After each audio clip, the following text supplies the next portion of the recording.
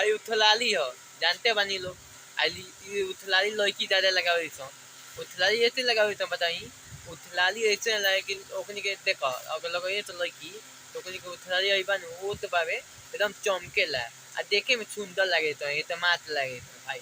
इसीलिए लिपस्टिक जानते हैं भाई लोग, ये लिपस्टिक इसी लड़की लगाती है। ज्यादा लिपस्टिक 10 रुपया नहीं लगाती है, 1,000 2,000 लगाती है। ये लिपस्टिक है, अरे जानते हैं। अगर ये लिपस्टिक जो है बहुत मस्त लिपस्टिक है, इसका नाम है, इसका ये लिपस्टिक के बहुत बढ़िया है। ये लगाती है, लगाएगी तो उड़ने लगेगी ले, ठीक है।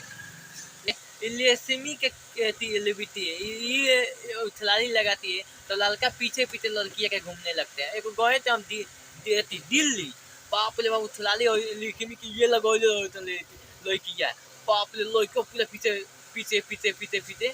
बताइए लड़की क्यों, लड़की ऐसी है ना लड़कों को गुलाम बना देती है। लड़की ऐसी है कि लड़कों को गुलाम बना देती और लड़का टोनी तो उछलाली लगा देती लड़कियां, लड़का पीछे पीछे घूमने लगता है। ये पीछे कैसे लगल कमेंट में बताइए। Bye bye Tata.